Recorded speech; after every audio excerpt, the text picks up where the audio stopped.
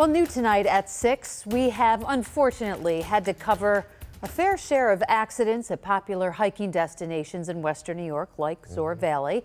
And while some safety changes have been made there in recent months, it does not stop rescue crews from training for the worst. 2 News' Ron Plant spent the day down in the southern tier to check out the latest training session being held.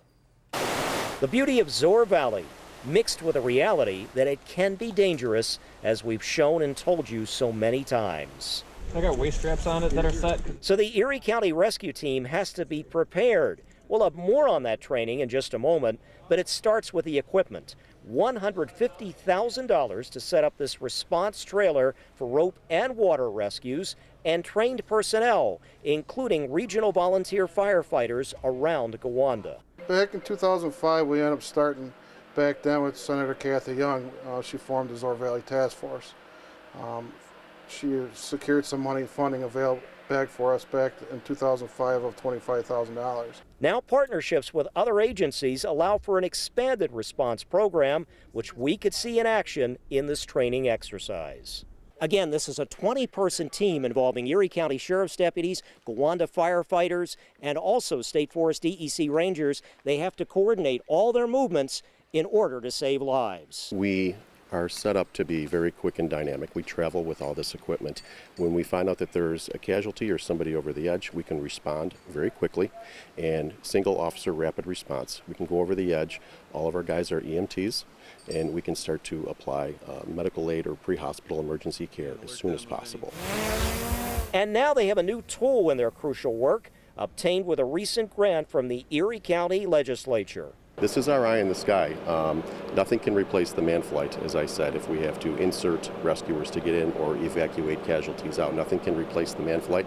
However, short of that, the UAS systems, the unmanned aerial platforms that we have, very compressed timeline. Our pilots have these in their cars, and they can launch them very quickly, and time is of the essence when trying to locate these casualties. So we get the eye in the sky up, we try to locate the casualty, and then we make a very quick movement to the casualty to render them aid. And then through our cameras, we got a chance to see directly what it's like to rappel down what can be a 300-foot rock-face cliff to rescue a fallen victim or take care of someone who's lost and just can't get back up or back out from the valley floor.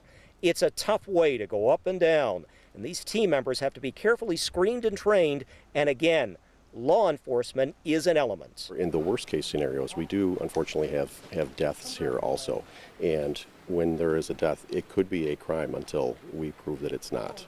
So that's an aspect here that we have to consider. Yes, crime scenes, forensics, and everything that goes with that. Fortunately, only 2 calls for the team so far this year, but last year, 20 calls. Last year was probably one of the busiest seasons for us.